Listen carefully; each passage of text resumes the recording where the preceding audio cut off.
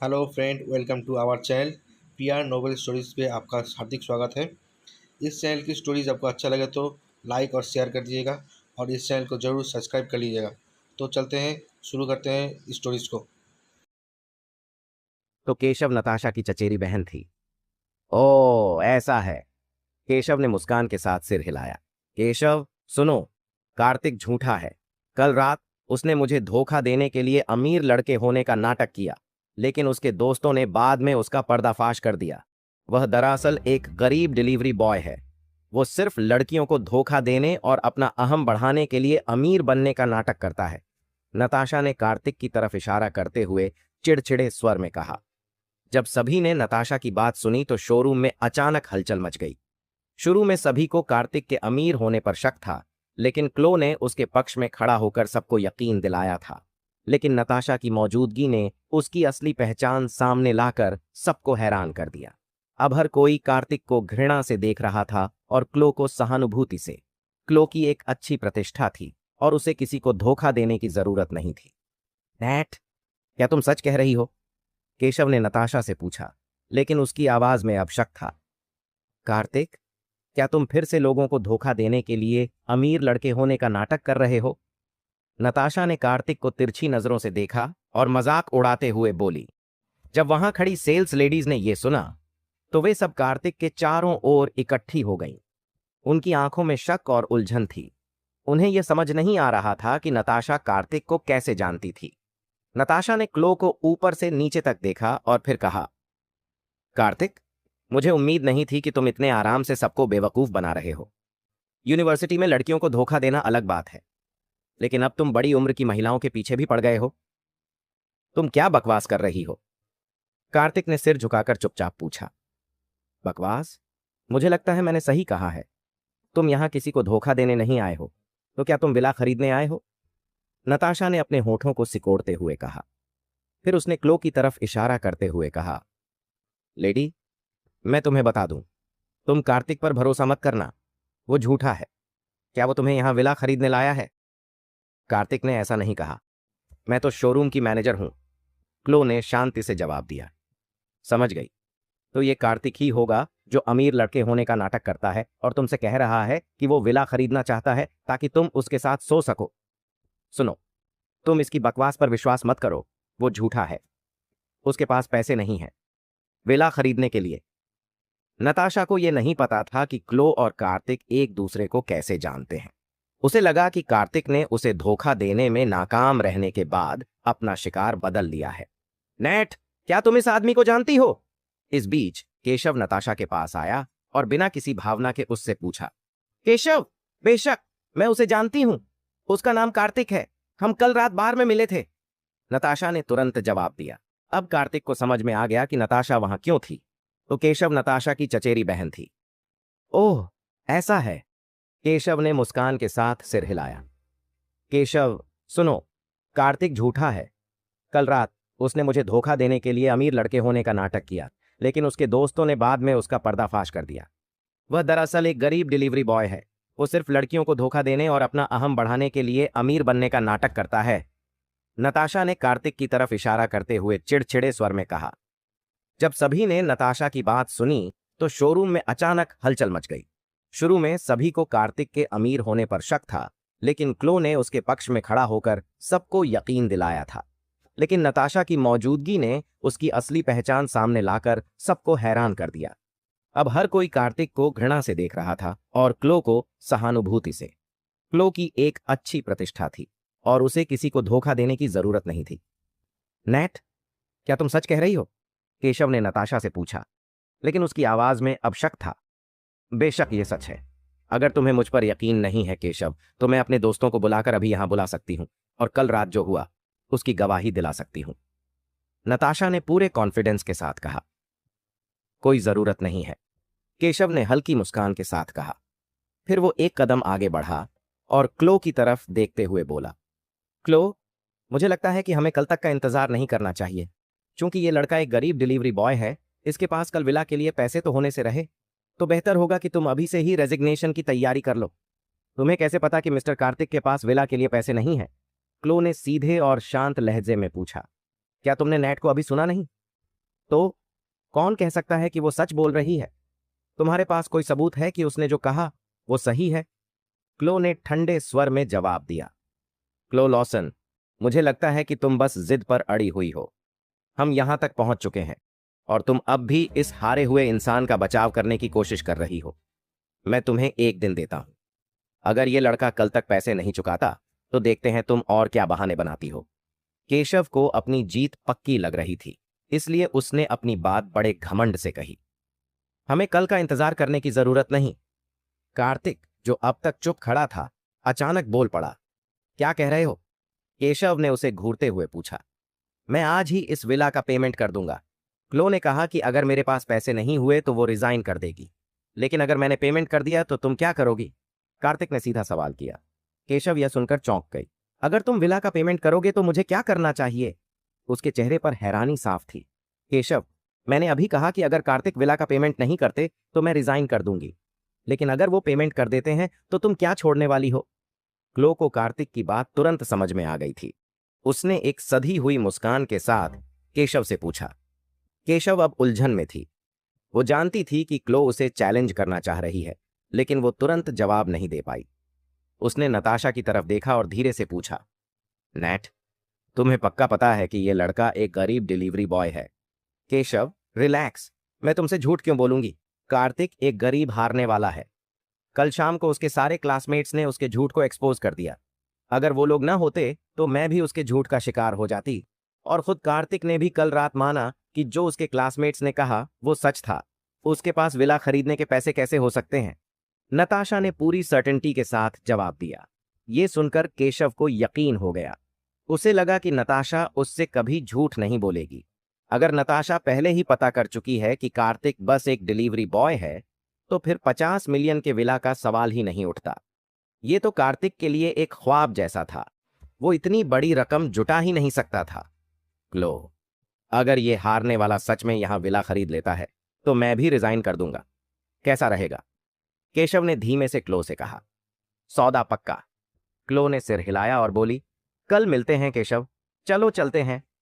जाना, मैं तो अभी यही विला खरीद सकता हूं, कार्तिक ने शांत लहजे में जवाब दिया। फिर उसने अपना फोन निकाला और ओमकार का नंबर डायल किया।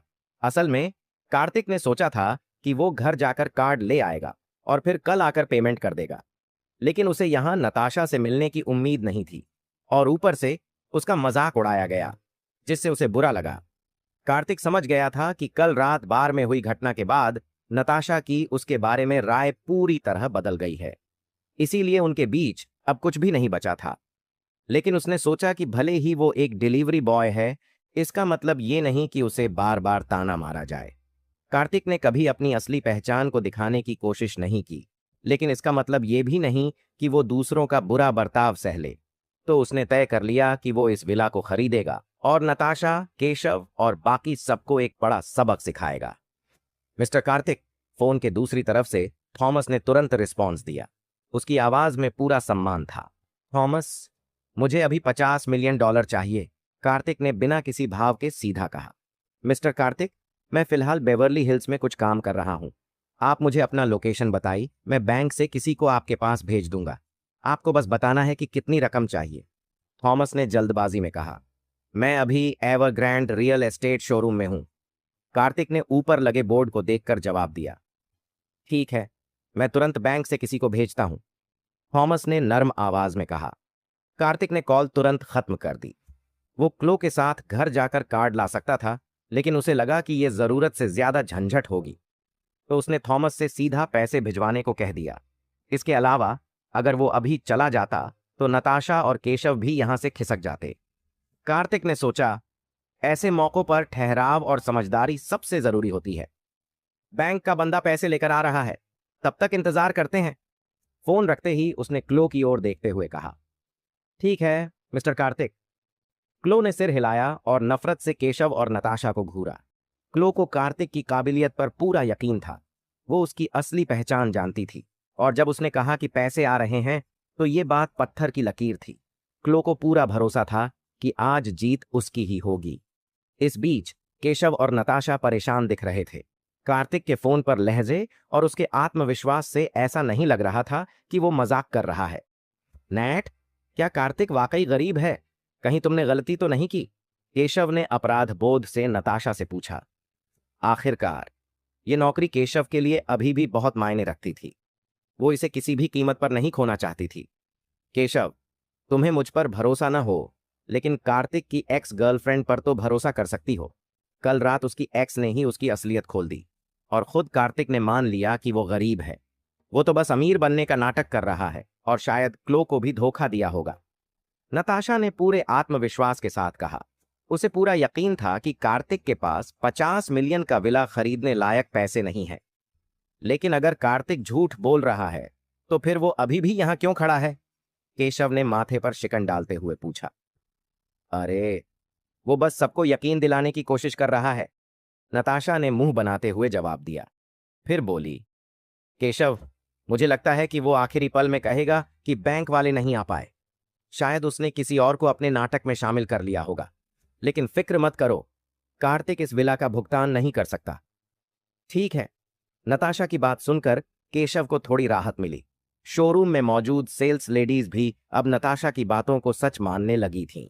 सबकी नजरें अब कार्तिक पर संदेह और घृणा के भाव से थीं। समय तेजी से बीता और आधे घंटे के बाद भी बैंक से किसी के आने के कोई संकेत नहीं थे। अब केशव अधीर होने लगी। उसने गुस्से से आगे बढ़ते हुए पूछा, तो बच्चा, बैंक वाले कब आ रहे हैं? क्या हमें बेवकूफ बना रहे हो? हाँ कार्तिक, सब जानते हैं तुम एक गरीब डिलीवरी बॉय हो। तुम्हारे पास विला खरीदने के पैसे हो ही नहीं सकते। मुझे लगता है कि अभी थोड़ी देर में तुम कहोगे कि बैंक वाले आ नहीं सके, है ना? नताशा ने भी चिढ़कर कहा। कार्तिक ने अपनी नाक पर हाथ फेरा और मुस्कुराते हुए नताशा की ओर देखा। उसकी मुस्कान शांत थी। तभी शोरूम के गेट से अचानक तेज कदमों की आवाज सुनाई दी। काले सूट में एक अधेड़ उम्र का आदमी तेजी से अंदर आया। उसने पूरे कमरे में नजर घुमाई और पूछा, माफ कीजिए, आप में से मिस्टर कार्तिक कौन है? उसकी बात सुनकर सब दंग रह गए। वो यहां है। क्लो ने तुरंत खड़े होकर आदमी की ओर इशारा किया और अपने पास बैठे कार्तिक की तरफ इशारा करते हुए बोली। आदमी ने अपनी पसीने से भरी पेशानी पोंछी और जल्दी से कार्तिक के पास आकर बोला, नमस्ते मिस्टर कार्तिक, मैं माइकल पेज, इंडिया बैंक का अकाउंट मैनेजर हूं। माइकल की बात सुनकर शोरूम में मौजूद सेल्स लेडीज की सांसें रुक सी गईं। वो गहरी गहरी सांसें लेने लगीं। अब उनका भरोसा थोड़ा डगमगाने लगा था। क्या कार्तिक सच में अमीर हो सकता है? हालांकि नताशा और केशव अब भी उपेक्षा से भरे हुए थे। मुझे तो लगा नहीं था कि कार्तिक को कोई ऐसा एक्टर मिल जाएगा। अच्छा एक्टिंग कर रहा है ये भी। नताशा ने माइकल को देखते हुए तिरस्कार भरे स्वर में कहा। हे, कार्तिक पूरी ताकत से कोशिश कर रहा है। क्या वो क्लो को अपने साथ फंसाने की कोशिश नहीं कर रहा? इसकी कोई जरूरत है भी क्या? केशव ने तंज भरे लहजे में कहा। आपसे मिलकर अच्छा लगा। कार्तिक ने माइकल की ओर देखा और शालीनता से कहा, मिस्टर कार्तिक, मुझे आपको इंतजार करवाने के लिए खेद है। मैं इस एरिया से ज्यादा वाकिफ नहीं हूं, इस वजह से आपका थोड़ा ज्यादा समय ले लिया। माफ कीजिएगा, माइकल ने तेजी से आते हुए कहा और आदरपूर्वक कार्तिक की ओर देखा। कोई बात नहीं। क्या पैसे लेकर आए हो? कार्तिक ने शांत लहजे में पूछा। जी जी बिल्कुल। माइकल ने जल्दी से सिर हिलाया और अपना ब्रीफकेस खोला। उसने एक चेक निकालते हुए कहा, मिस्टर ओमकार ने मुझे निर्देश दिया है कि यह चेक आपके लिए है। आप इसमें जो भी रकम भरेंगे वो तुरंत प्रभावी हो जाएगी। हमारा बैंक मिस्टर ओमकार के साथ लंबे समय से पार्टनरशिप में है। कार्तिक, ये नाटक कब तक चलेगा? नताशा ने अचानक चिल्लाते हुए कहा। कार्तिक ने उसकी बात सुनी अनसुनी कर दी। उसने चेक लिया और क्लो की ओर बढ़ाया। विला की कीमत भर दो, उसने ठंडे स्वर में कहा। हाँ हाँ, क्लो ने उत्साह से सिर हिलाया और अपने बैग से पेन निकालकर चेक पर रकम लिख दी। अब यह चेक प्रभावी है ना? कार्तिक ने माइकल की ओर देखते हुए पूछा। जी हाँ बिल्कुल, यह अब प्रभावी है, माइकल ने फौरन जवाब दिया। कार्तिक ने चेक लिया और सीधे केशव के पास गया। मैं ये विला खरीद रहा हूं, उसने गंभीरता से कहा। हे, केशव ने तिरस्कार भरी मुस्कान के साथ कहा। केशव, मिस्टर कार्तिक तुमसे बात कर रहे हैं, क्या तुम बाहरी हो? मिस्टर कार्तिक ये विला खरीद रहे हैं, क्लो ने गुस्से से कहा। केशव ने चेक लिया और उसे घूरते हुए बोली, मुझे नहीं पता था कि तुम सब लोग एक्टिंग में इतने अच्छे हो। ये चेक काफी असली लगता है। मैडम, आपका क्या मतलब है? माइकल ने चौंक कर पूछा। क्या तुम सब अब भी नाटक कर रहे हो? ये सब नकली है ना? और तुम मिस्टर मैनेजर, शायद कार्तिक ने तुम्हें हायर किया है। ये चेक भी फेक है। अगर मैंने इसे सच मान लिया तो मैं मूर्ख बन जाऊंगी। केशव ने चेक वापस लौटाते हुए कहा, मानो वो सारी चाल समझ चुकी हो। चेक नकली है। माइकल के चेहरे पर असमंजस था।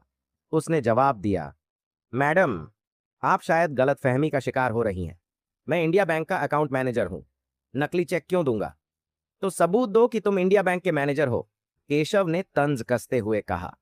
माइकल ने घबराकर अपना ब्रीफकेस खोला और कुछ ढूंढने लगा, लेकिन तभी उसे एहसास हुआ कि वो अपना आईडी कार्ड लाना भूल गया था। क्या तुमने दावा नहीं किया था कि तुम इंडिया बैंक के अकाउंट मैनेजर हो? चलो, अब मुझे यह साबित करो। नताशा ने आगे बढ़ते हुए माइकल पर गुस्से से चिल्लाया। माइकल बेहद असहाय लग रहा था। इतने सालों की नौकरी में पहली बार उसे ऐसी स्थिति का सामना करना पड़ा था। किसी ने सोचा कि वह इंडिया बैंक के मैनेजर होने का नाटक कर रहा है। मैं इंडिया बैंक का अकाउंट मैनेजर हूं, लेकिन जब मैं यहां आया तो जल्दबाजी में अपना कर्मचारी टैग लाना भूल गया। माइकल ने निराश होकर कहा, हे, बच्चा अपना कार्ड लाना भूल गया और तुम अपना आईडी टैग लाना भूल गए। अगर झूठ बोलने की प्लानिंग थी तो कोई और बहाना बना लेते। केशव ने बेरहमी से हंसते हुए कहा। उसने चेक को जमीन पर फेंक दिया, अपनी बाहें क्रॉस की और कार्तिक पर चिल्लाया, कार्तिक, क्या तुम सोचते हो कि हम मूर्ख हैं? पहले तुमने कहा कि विला खरीदोगे, फिर एक अभिनेता को लेकर आए, अब ये नकली चेक दे रहे हो। तुम झूठ बोल रहे हो, है ना? तुम मुझे बेवकूफ समझ रहे हो। मैंने इतने साल इस शोरूम में काम किया है। मैंने कई अमीर लोगों को देखा है। मैं एक नजर में पहचान सकती हूं कि कौन विला खरीद सकता है और कौन नहीं। तुम अमीर लड़के का दिखावा कर रहे हो। हद है, केशव ने व्यंग्यात्मक स्वर में कहा। कार्तिक चुपचाप वहीं खड़ा रहा। वह केशव की बातों को चुपचाप सुन रहा था, लेकिन उसके चेहरे पर हल्की सी अधीरता झलक रही थी। कार्तिक ने सोचा, ओमकार ने जिस व्यक्ति को भेजा था वह इतनी छोटी बात भी साबित नहीं कर पा रहा। माइकल पेज, जो एक सीनियर अकाउंट मैनेजर था, खुद को सिद्ध करने में नाकाम था। मैडम, मैं सच में इंडिया बैंक का मैनेजर हूं। अगर आपको भरोसा नहीं है तो आप बैंक में कॉल करके चेक कर सकती हैं, माइकल ने दृढ़ता से कहा। बैंक को कॉल करने की जरूरत नहीं है, नताशा ने अचानक कहा। वह केशव की ओर मुड़ी और बोली, केशव, ये तो साफ है। बैंक कर्मचारी का नाटक करना और फेक चेक बनाना गैर कानूनी है। हमें इन्हें पकड़वाने के लिए पुलिस को बुलाना चाहिए। ठीक है, पुलिस बुलाओ और दोनों को गिरफ्तार करवाओ। शोरूम की अन्य सेल्स महिलाएं भी शोर मचाने लगीं। क्लो का चेहरा डर से सफेद पड़ गया। उसने माइकल पर चिल्लाते हुए कहा, तुम इंडिया बैंक के मैनेजर नहीं हो क्या? जल्दी से अपनी पहचान का कोई प्रूफ दो। मैं अपनी पहचान कैसे साबित करूं? यह पहली बार है जब मुझसे कोई ऐसा सवाल कर रहा है। मैं तो सिर्फ मिस्टर कार्तिक को चेक देने आया हूं, माइकल ने हताश होकर कहा। साबित करो। अब तुम पुलिस के सामने खुद को साबित करना, इवोन ने तीखे स्वर में कहा। उसने अपना फोन निकाला और पुलिस को कॉल करने के लिए तैयार हो गई। केशव, हम सब सहकर्मी हैं। मामले को इतना बढ़ाने की जरूरत नहीं है। कोई गलतफहमी हुई है। मिस्टर कार्तिक झूठे नहीं हो सकते, क्लो ने डरते हुए केशव से कहा। क्लो लॉसन, तुम्हें डरने की जरूरत नहीं है। मुझे पता है कि तुम इस खेल में शामिल नहीं हो। तुम भी कार्तिक के झांसे में आई होगी। जब पुलिस आएगी तो सब साफ हो जाएगा, केशव ने ठंडे स्वर में जवाब दिया और पुलिस को कॉल करने के लिए आगे बढ़ गई। क्या हो रहा है? पुलिस को क्यों बुला रहे हो? शोरूम के बाहर से एक गंभीर आवाज आई। केशव आवाज सुनकर चौंकी। उसने तुरंत मुड़कर देखा। दरवाजे पर खड़ा व्यक्ति एवरग्रैंड रियल एस्टेट का जनरल मैनेजर मिस्टर क्विंटन था। मिस्टर क्विंटन, आप यहां? केशव ने फोन नीचे रखते हुए मुस्कुराकर पूछा। आज खाली था तो सोचा इधर एक चक्कर लगा लूं, लेकिन अंदर आते ही सुन रहा हूं कि पुलिस को बुलाया जा रहा है। क्या चल रहा है? मिस्टर क्विंटन ने शांत स्वर में पूछा। मिस्टर क्विंटन, यहां एक व्यक्ति खुद को इंडिया बैंक का अकाउंट मैनेजर बता रहा है। उसने हमें धोखा देने के लिए नकली चेक दिया है, इसलिए हम पुलिस बुला रहे थे, केशव ने माइकल की तरफ इशारा करते हुए कहा। यह सुनते ही मिस्टर क्विंटन ने माइकल की तरफ देखा और चौंक गए। उन्होंने हैरानी से कहा, मिस्टर पेज, आप यहां? शोरूम में सन्नाटा छा गया। माइकल भी चौंक कर मिस्टर क्विंटन को देखने लगा। मिस्टर पेज, आप मुझे भूले तो नहीं? मैं शॉन क्विंटन हूं। हमारी कंपनी ने आपके बैंक से लोन के लिए आवेदन किया था। उसी समय आपने मेरी हेल्प की थी। बाद में मैंने आपको खाने पर भी बुलाया था, मिस्टर क्विंटन मुस्कुराते हुए बोले। केशव, नताशा और बाकी सेल्स लेडीज यह सुनकर दंग रह गईं। ये क्या हो रहा है? मिस्टर क्विंटन के शब्दों से सबको एक बात साफ हो गई। माइकल सच में इंडिया बैंक का अकाउंट मैनेजर है। क्या वह सच में असली है?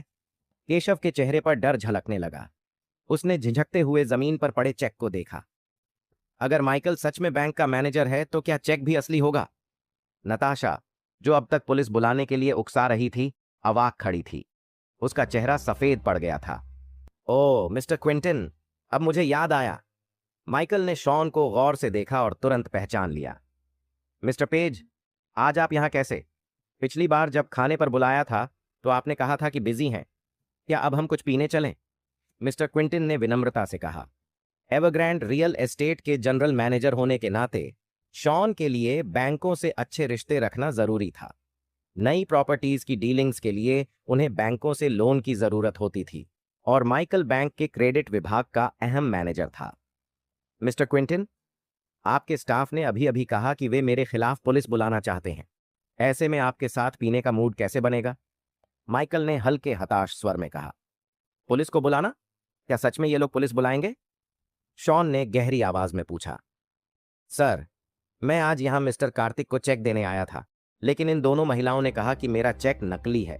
उन्होंने ये भी कहा कि मैं बैंक मैनेजर होने का नाटक कर रहा हूं, इसलिए वे पुलिस बुलाना चाहती थीं। माइकल ने केशव और नताशा की ओर देखते हुए शांत लहजे में जवाब दिया। शॉन ने माइकल की बात सुनकर कार्तिक की ओर देखा। भले ही कार्तिक साधारण कपड़ों में था, लेकिन शॉन समझ गया कि अगर माइकल उसे चेक देने खुद आया है तो वह कोई मामूली आदमी नहीं हो सकता। मिस्टर कार्तिक, मिस्टर पेज, मुझे इस घटना के लिए बहुत अफसोस है। मैं तुरंत इसका ध्यान रखूंगा। आप कृपया थोड़ी देर इंतजार करें, शॉन ने विनम्रता से कहा। माइकल की पहचान की पुष्टि होने के बाद क्लोई थोड़ी निडर हो गई थी। उसने गहरी सांस लेते हुए कहा, मिस्टर क्विंटन, मुझे लगता है कि आपको इन दोनों को थोड़ा अनुशासन सिखाना चाहिए। मिस्टर कार्तिक जैसे वीआईपी को यहां लाना मेरे लिए आसान नहीं था। मुझे कोई फर्क नहीं पड़ता कि आपके स्टाफ ने मुझे धन्यवाद नहीं कहा, लेकिन उन्होंने मुझ पर पुलिस बुलाने की कोशिश की। आप खुद सोचिए, हम इस बात को कैसे सुलझाएं? शॉन ने गंभीरता से सिर हिलाया। आप चिंता न करें, मैं इस मामले को गंभीरता से देखूंगा। फिर उसने केशव और बाकी कर्मचारियों की ओर रुख किया। किसने पुलिस को बुलाने की बात की? आगे आओ। उसकी आवाज में गुस्सा साफ झलक रहा था। केशव ने थोड़ा हिचकिचाते हुए कदम आगे बढ़ाए। केशव, क्या तुमने पुलिस को बुलाने की बात की थी? शॉन ने नाराजगी भरी निगाहों से पूछा। शॉन को पता था कि केशव का बॉयफ्रेंड प्रभावशाली है, इसी वजह से वह अक्सर ऑफिस में मनमानी करती थी, लेकिन यह बात लंबे समय से शॉन के दिल में खटक रही थी। मिस्टर क्विंटन, इसमें मेरी कोई गलती नहीं है। मैंने माइकल पेज से उसकी पहचान साबित करने को कहा, लेकिन वह कर नहीं पाया। और जहां तक कार्तिक का सवाल है, वह गरीब है। वह एक डिलीवरी बॉय है। आप खुद सोचिए, क्या वह विला खरीद सकता है? भले ही माइकल पेज बैंक मैनेजर हो, मुझे लगता है यहां कुछ गड़बड़ है। केशव ने अपनी बात पर अड़े रहते हुए कहा। तुम्हें कैसे पता कि मिस्टर कार्तिक के पास पैसा नहीं है? क्लॉय ने गुस्से में घूरते हुए पूछा। उसकी हालत देखो, क्या वह अमीर आदमी जैसा दिखता है? केशव ने तंज भरे लहजे में जवाब दिया। बस, अब बहुत हो गया, शॉन ने गुस्से से डांटते हुए कहा। फिर उसने गंभीर स्वर में जोड़ा, ठीक है, चेक असली है या नकली, ये साफ करना जरूरी है। मिस्टर पेज ने चेक दिया है तो मैं अभी इसे वित्त विभाग से चेक करवा लेता हूं, फिर सब कुछ क्लियर हो जाएगा। यह सुनकर केशव ने जल्दी से चेक उठाया और शॉन को थमाते हुए धीमे स्वर में बोली, मिस्टर क्विंटन, ये रहा चेक। शॉन ने चेक लेकर उसे ध्यान से देखा। फिर उसने केशव को डांटते हुए कहा, तुमने इसे जमीन पर कैसे फेंका? अगर यह चेक असली निकला तो क्या तुम इसे वापस सही कर सकती हो? मिस्टर क्विंटन, चिंता मत करो, यह चेक नकली है। मुझे तो यह भी लगता है कि कार्तिक ने माइकल को नाटक करने के लिए बुलाया होगा, केशव ने आत्मविश्वास से कहा। माइकल ने असहाय नजरों से केशव को देखा। वह समझ नहीं पाया कि केशव को इतनी जिद क्यों थी कि कार्तिक के पास पैसे नहीं हो सकते। चाहे असली हो या नकली, मैं इसे वित्त विभाग से चेक करवा लेता हूं, शॉन ने कहा और अपना फोन निकालकर किसी का नंबर डायल किया। कुछ ही मिनटों में चश्मा पहने और नाजुक चेहरे वाली एक खूबसूरत महिला वहां आ गई। मिस्टर क्विंटन, मैं आपकी क्या मदद कर सकती हूं? महिला ने शालीनता से पूछा। मिस राइट, प्लीज चेक करें कि यह चेक असली है या नहीं। शॉन ने चेक उसकी तरफ बढ़ाया। मिस राइट ने चेक लिया और ध्यान से उसे देखना शुरू किया। बीच बीच में वह अपना मोबाइल भी इस्तेमाल कर रही थी।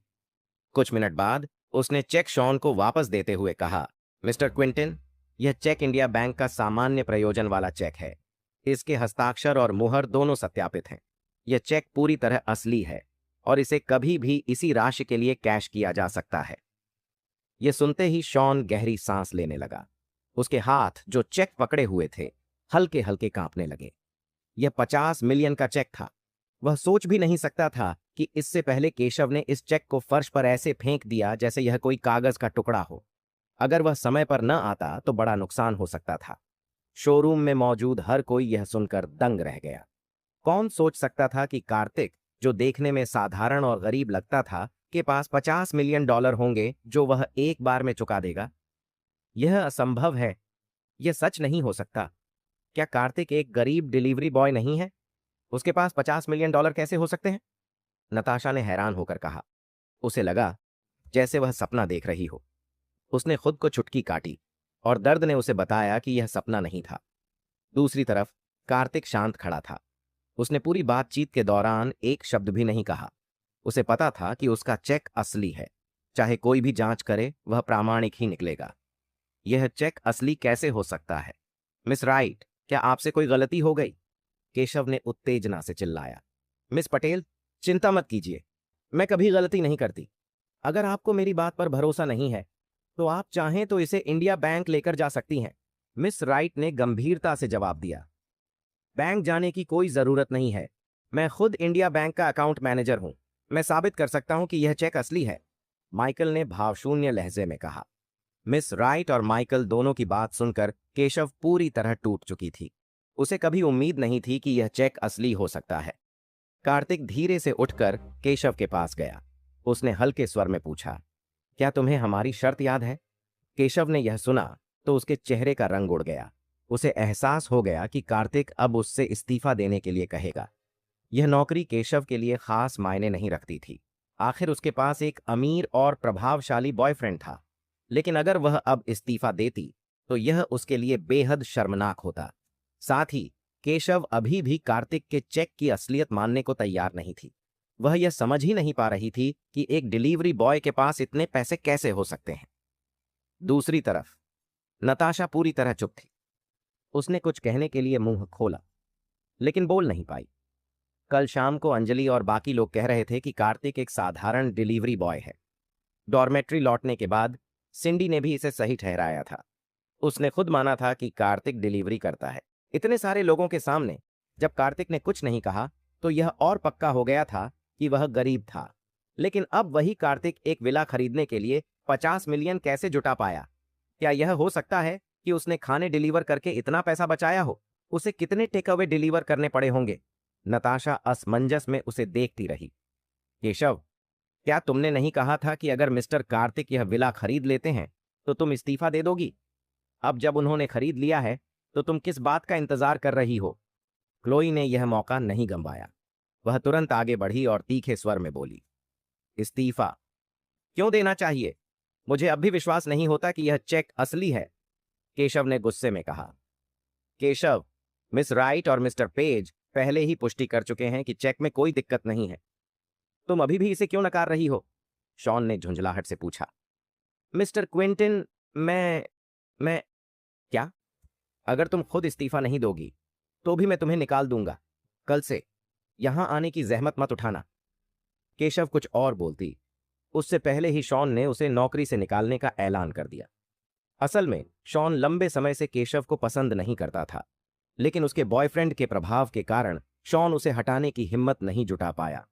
अब जब शॉन ने देखा कि कार्तिक का प्रभाव उसके बॉयफ्रेंड से भी ज्यादा है तो उसे फैसला लेने में देर नहीं लगी। कार्तिक न सिर्फ 50 मिलियन का विला खरीद सकता था बल्कि इंडिया बैंक के मिस्टर पेज को खुद चेक लाने के लिए कह सकता था। इतने अमीर और प्रभावशाली इंसान के साथ दोस्ती करना शॉन के लिए फायदेमंद था। यह मौका शॉन ने न सिर्फ केशव से छुटकारा पाने के लिए बल्कि कार्तिक से अच्छे संबंध बनाने के लिए भी इस्तेमाल किया। केशव ने यह सुना तो वह अकड़ गई। वह गुस्से से बोली, मिस्टर क्विंटन, ये आप क्या कह रहे हैं? क्या आप मुझे नौकरी से निकाल रहे हो? आपने चेयरमैन की राय ली है?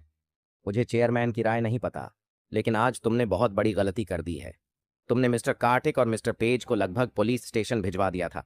बस यही एक रीजन काफी है तुम्हें निकालने के लिए। सीन ने काल्म रहते हुए जवाब दिया।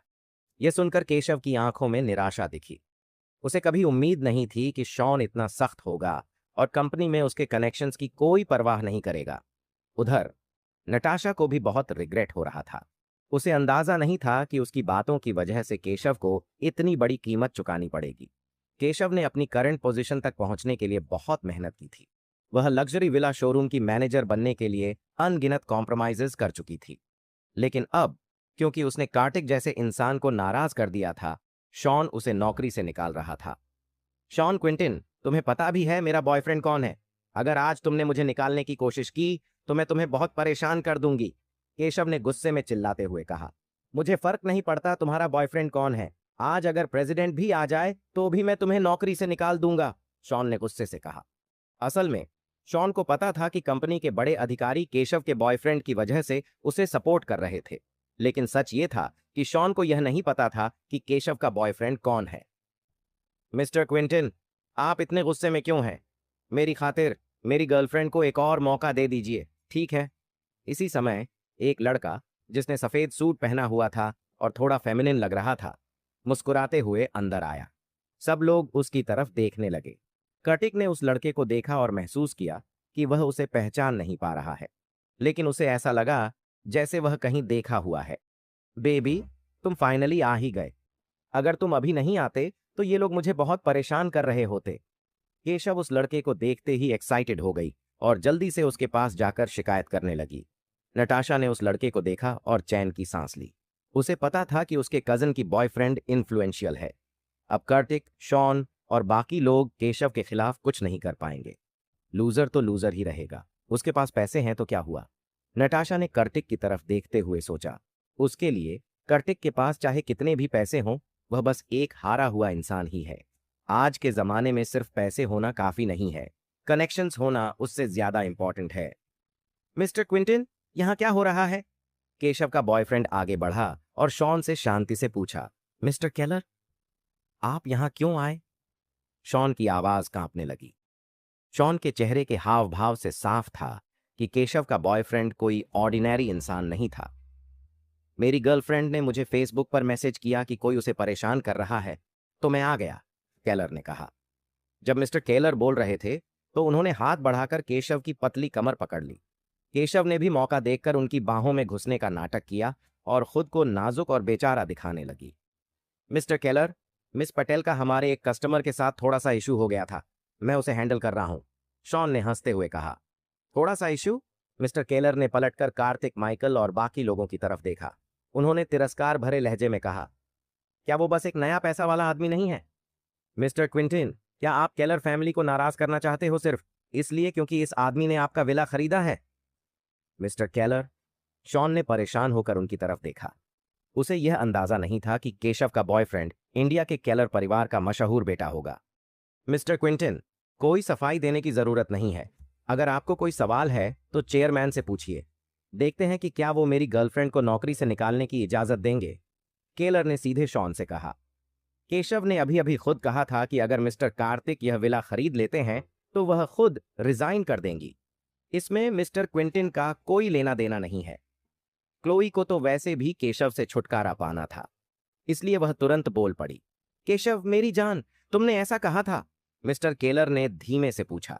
केशव एक पल के लिए हैरान रह गई, लेकिन फिर समझ गई कि वह क्या कहना चाह रहा था। उसने तुरंत सिर हिलाया और कहा, हनी, मैंने ऐसा नहीं कहा। उसने तो ऐसा कहा ही नहीं। आप उस पर इल्जाम कैसे लगा सकते हो? मिस्टर केलर ने एक ठंडी मुस्कान के साथ जवाब दिया। क्लोई ने उन दोनों को देखा। वो इतने करीबी और कॉन्फिडेंट दिख रहे थे जैसे कोई शादीशुदा जोड़ा हो। क्लोई ये देखकर दंग रह गई। वह अवाक रह गई। उसे उम्मीद नहीं थी कि ये दोनों इतने शेमलेस होंगे। ओके, मुझे तुम लोगों से बहस करने का टाइम नहीं है। केशव, नैट, चलो, मैं बाद में चेयरमैन से बात कर लूंगा।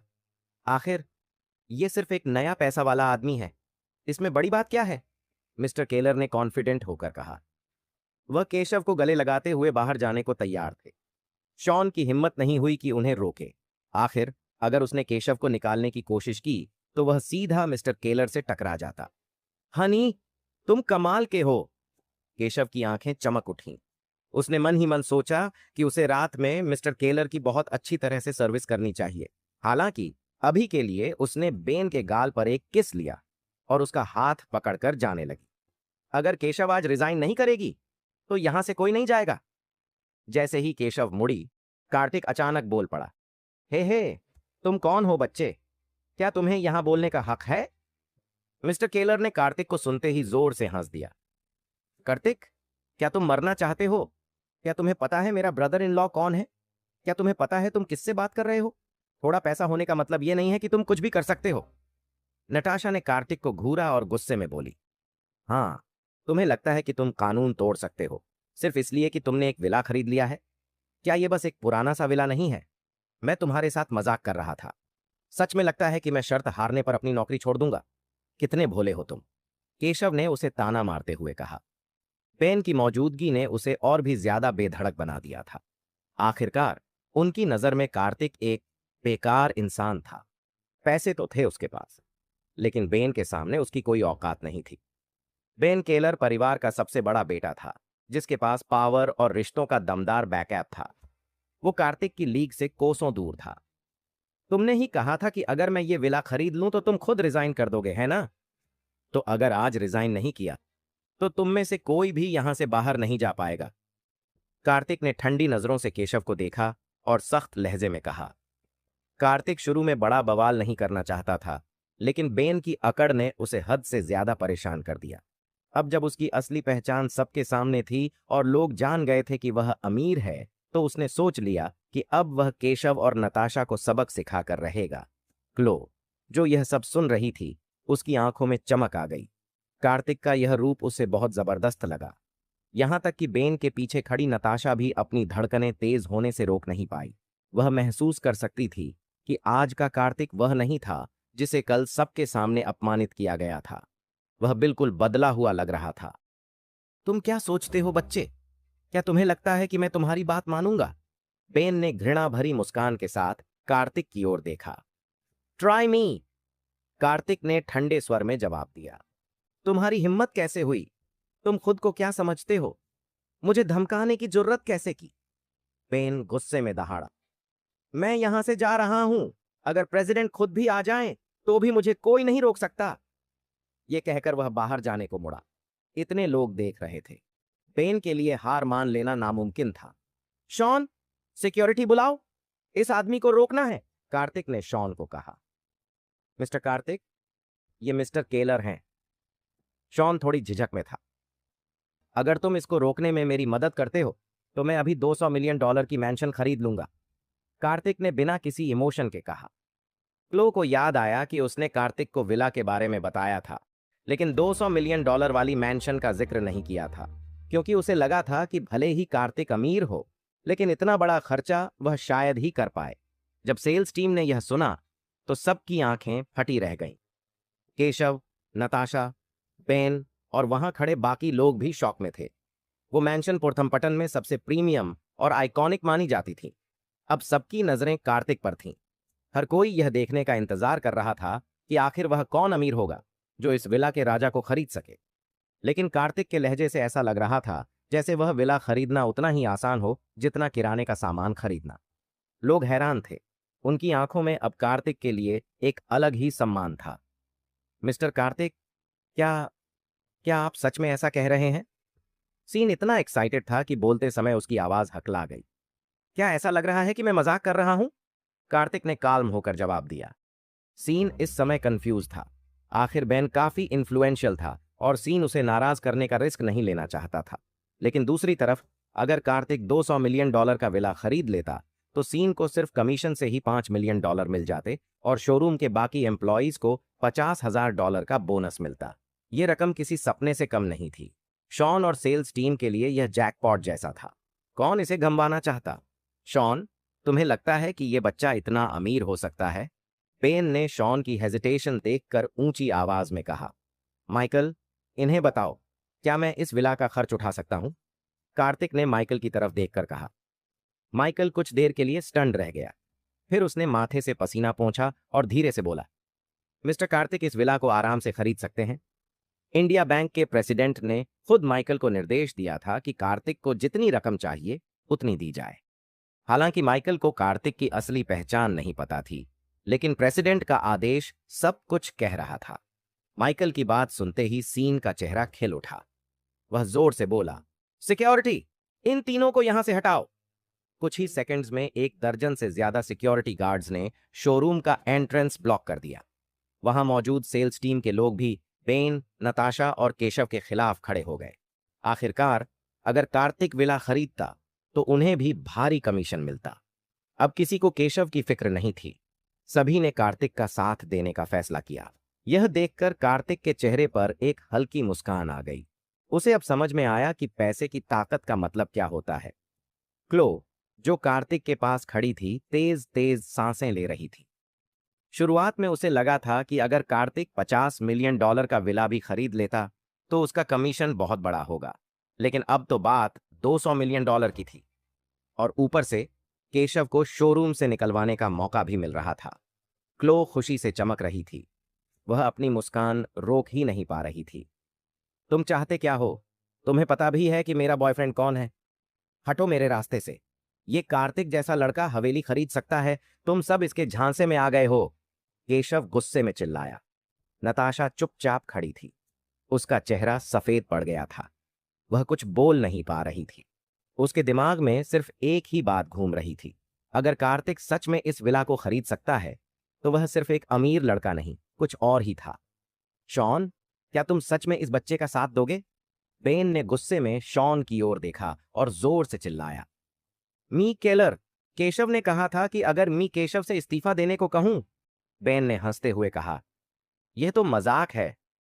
असल में बेन को केशव की नौकरी से कोई फर्क नहीं पड़ता था, लेकिन अगर वह आज अपनी गर्लफ्रेंड को इस्तीफा देने के लिए कहता तो यह उसके लिए बेइज्जती की बात होती। अच्छा, तुम लोगों की तो हिम्मत बहुत बढ़ गई है। मुझे धमकाने की कोशिश कर रहे हो? मुझे, बेन केलर को? बेन ने शरारती अंदाज में हंसते हुए अपना फोन निकाला। आप सब यहीं रुकिए, मैं अपने अंकल को फोन करता हूं। आज मैं तुम्हें दिखाऊंगा कि असली ताकत क्या होती है। तुम्हारे पास सिर्फ पैसे हैं, लेकिन मैं तुम्हें बताऊंगा कि असली खेल क्या होता है, बेन ने गुस्से से कहा। यह सुनकर शॉन और माइकल दोनों सन्न रह गए। उनके चेहरे पर डर साफ नजर आ रहा था। मिस्टर कार्तिक, क्यों ना हम इस मामले को यहीं खत्म कर दें? बेन के अंकल से पंगा लेना सही नहीं होगा। आप इन्हें जाने दीजिए, माइकल ने कांपते हुए कहा। उसके अंकल से पंगा न ले, कार्तिक ने हल्की मुस्कान के साथ कहा। मुझे परवाह नहीं। जब तक केशव आज इस्तीफा नहीं देती, कोई भी यहां से बाहर नहीं जाएगा। माइकल ने बेबस होकर कार्तिक की ओर देखा। वह सोच रहा था कि जो कार्तिक कुछ देर पहले इतना शांत था, वह अचानक इतना कठोर कैसे हो गया। उधर क्लो भी कार्तिक को हैरानी से देख रही थी। वह सोच रही थी कि यह वही कार्तिक है या कोई और, लेकिन अब उसे चिंता होने लगी थी। अगर बात ज्यादा बढ़ गई तो क्या होगा? शॉन थोड़ी देर चुप रहा और फिर धीरे से बोला, मिस्टर कार्तिक, क्यों ना हम इस मुद्दे को यहीं खत्म कर दें? पेन का परिवार काफी पावरफुल है। हमें मुश्किलें मोल नहीं लेनी चाहिए। खत्म कर दें? तुम ऐसा क्यों सोच रहे हो? कार्तिक कुछ कहता, उससे पहले ही बेन चिल्ला पड़ा। तुमने कहा था ना कि तुम हमें जाने नहीं दोगे, तो अब मैं तुम्हें केलर परिवार की ताकत दिखाता हूं। मैं अभी फोन करता हूं, बस देखते जाओ। आज मैं किसी को भी नहीं छोड़ूंगा, पेन ने गुस्से में कहा। सही कहा डार्लिंग, इन लोगों को सबक सिखाओ। ये सब तो बस कुछ गंदे डॉलर हैं, इसमें इतना बड़ा मुद्दा क्या है? केशव ने ऊंची आवाज में कहा। जब सीन, क्लो और माइकल ने बेन का दावा सुना तो उनकी हालत खराब हो गई। वे समझ चुके थे कि अगर बेन ने अपने अंकल को बुला लिया तो वे भी बड़ी मुसीबत में फंस सकते हैं। बेन ने तुरंत अपना फोन निकाला और नंबर डायल कर दिया। ट्रिंग ट्रिंग। फोन ने मुश्किल से 2 बार घंटी बजाई और दूसरी तरफ से कॉल रिसीव कर लिया गया। अंकल, मैं अभी एवरग्रैंड रियल एस्टेट के लग्जरी विला शोरूम में हूं। यहां के सिक्योरिटी गार्ड्स मुझे बाहर जाने नहीं दे रहे, बेन ने एक दुखी बच्चे की तरह कहा। क्या तुमने फिर कोई तमाशा खड़ा कर दिया है? दूसरी तरफ से आवाज आई। नहीं अंकल, मैंने कुछ भी नहीं किया। मैं यहां बस अपनी गर्लफ्रेंड से मिलने आया था और इन लोगों ने मुझे रोक लिया, इसलिए मैंने आपको कॉल किया। बेन ने जल्दी जल्दी सफाई दी। ठीक है, वहीं रुको, मैं खुद आ रहा हूं। दूसरी तरफ से भारी आवाज आई। Okay uncle. बेन ने फोन रखा और ऐसे मुस्कुराया मानो वह पहले ही जीत चुका हो। अब सब लोग रुक जाओ, मेरे अंकल यहां पहुंचने वाले हैं। जब वह आएंगे तो तुम सबको घुटनों के बल बैठकर मुझसे माफी मांगनी पड़ेगी, उसने गुस्से से चिल्लाकर कहा। माइकल ने यह सुना तो उसका चेहरा डर से सफेद पड़ गया। मिस्टर कार्तिक, जल्दी कुछ कीजिए।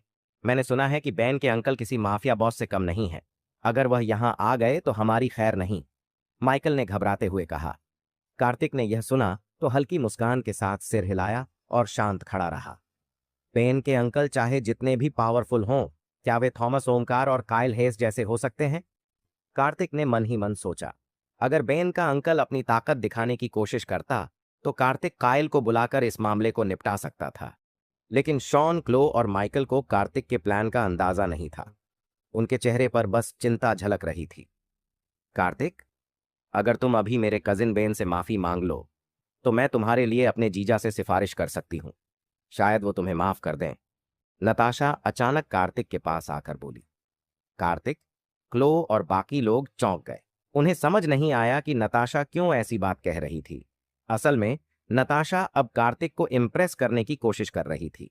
अगर उसने शुरू में ही कार्तिक को सबके सामने घटिया डिलीवरी बॉय कहकर नीचा दिखाने की कोशिश न की होती तो केशव भी उससे दुश्मनी न पालती। नताशा को अब यह समझ आ गया था कि कार्तिक बेहद अमीर है। वह एक झटके में $50 मिलियन का विला खरीद सकता है। अब नताशा के इरादे बदल चुके थे। कल शाम से ही वह कार्तिक के बारे में अलग राय बना रही थी, लेकिन जब अंजलि और बाकी लोग बीच में आ गए तो कार्तिक की सच्चाई सबके सामने आ गई। नताशा यह स्वीकार नहीं कर पा रही थी कि कार्तिक एक पुअर डिलीवरी बॉय था, इसलिए उसने उससे दूरी बना ली थी। लेकिन आज जब कार्तिक ने अपनी दौलत का ऐसा प्रदर्शन किया तो नताशा का मन बदल गया। असल में कार्तिक कोई गरीब लड़का नहीं था, बल्कि एक सुपर रिच इंसान था। अब नताशा को लगा कि वह कार्तिक के साथ डेटिंग कर सकती है, इसीलिए उसने कार्तिक को बाहर निकलने का रास्ता दिखाने की कोशिश की। वह उसे खुश करना चाहती थी और भविष्य में उससे जुड़ने की राह बनाना चाहती थी। कार्तिक ने नताशा का प्रस्ताव सुना तो वह उसकी ओर देखने से खुद को रोक नहीं सका। कार्तिक, तुम वहां खड़े खड़े क्या कर रहे हो? जल्दी से जाओ और मेरे कजिन बेन से माफी मांग लो। मैं वादा करती हूं कि अगर तुम माफी मांग लोगे तो मैं अपने जीजा से कहूंगी कि वो तुम्हें माफ कर दें। नताशा ने अधीर होकर कार्तिक पर चिल्लाया। माफी मांगना? कार्तिक ने हल्के से हंसते हुए कहा। मैंने कुछ भी गलत नहीं किया, मुझे माफी क्यों मांगनी चाहिए? क्या तुम पागल हो गए हो? क्या तुम्हें पता है कि मेरे जीजा के चाचा कौन हैं? ऐसा मत सोचो कि तुम्हारे पास पैसे हैं तो तुम जो चाहो कर सकते हो। इस समाज में सिर्फ पैसा ही काफी नहीं है, तुम्हें सत्ता, संपर्क और प्रभाव की जरूरत होती है, और इन चीजों में तुम मेरे जीजा के आसपास भी नहीं हो, नताशा ने गुस्से में कहा। सत्ता, संपर्क और प्रभाव? कार्तिक ने फिर हल्की हंसी के साथ जवाब दिया। पैसे के साथ? क्या तुम्हें सच में लगता है कि मुझे इन चीजों की जरूरत होगी? तुम... नताशा को समझ ही नहीं आया कि वह क्या कहे। हे, मुझे उम्मीद नहीं थी कि तुम इतने निडर होगे। मैं शुरू में नताशा के लिए तुम्हें जाने देने की सोच रहा था, लेकिन अब तुम खुद ही अपनी बर्बादी की राह पर हो। मेरे अंकल के आने का इंतजार करो, तब देखेंगे कि तुम अब भी इतने घमंडी रह पाते हो या नहीं, पेन ने तंज कसते हुए कहा। इस समय नताशा कार्तिक से बेहद निराश थी। असल में वह कार्तिक के साथ दोस्ती करने की सोच रही थी ताकि उसके करीब आ सके। शायद आज की घटना उनकी दुश्मनी को खत्म कर देती। फिर नताशा कार्तिक को आकर्षित करने की कोशिश करती और उसका फायदा उठाती, लेकिन उसे उम्मीद नहीं थी कि कार्तिक इतना स्टबर्न और मूर्ख होगा। वह खुद ही मुसीबत को न्योता दे रहा था। अचानक शोरूम के दरवाजे से तेज कदमों की आवाज सुनाई दी। एक अधेड़ उम्र का भारी भरकम आदमी काले कपड़े पहने कुछ मजबूत लोगों के साथ अंदर दाखिल हुआ। उसे देखते ही बेन की खुशी का ठिकाना नहीं रहा। वह फौरन दौड़कर उनके पास गया। अंकल, आप आ ही गए। अगर आप नहीं आते तो ये लोग मेरा जीना मुश्किल कर देते। तुम्हें तो बस रोज नए झमेले खड़े करने का शौक है।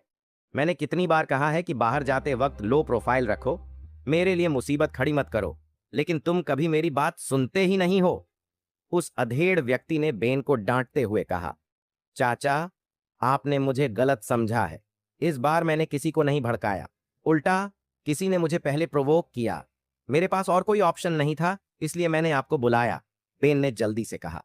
लेकिन बेन की बात पूरी होने से पहले ही कायल अचानक रुक गए। उन्होंने चौंक कर कार्तिक की ओर देखा। चाचा, क्या हुआ? बेन ने हैरानी से पूछा। कायल ने उसकी बात को पूरी तरह नजरअंदाज कर दिया। वे तुरंत कार्तिक के पास गए और बड़े रिस्पेक्टफुल तरीके से बोले, मिस्टर कार्तिक, आप यहां कैसे? ये सुनकर वहां खड़े सभी लोग हक्का बक्का रह गए। किसी ने सोचा भी नहीं था कि बेन के चाचा कार्तिक को जानते होंगे, और जिस तरह से कायल बात कर रहे थे उससे यह साफ था कि वो कार्तिक से डरते थे। ये क्या हो रहा है? बेन के चाचा कार्तिक को कैसे जानते हैं? नताशा ने हैरानी से कार्तिक की ओर देखा। उधर कार्तिक भी थोड़ा चौंक गया। उसने कायल को फोन करके बेन को संभालने का प्लान बनाया था, लेकिन यह तो अनएक्सपेक्टेड था कि बेन खुद ही कायल को यहां बुला लाएगा। चाचा, आप इस लड़के को जानते हैं? बेन ने कंफ्यूजन में पूछा। थप्पड़! कायल ने उसकी बात का जवाब देने के बजाय उसे जोरदार थप्पड़ जड़ दिया।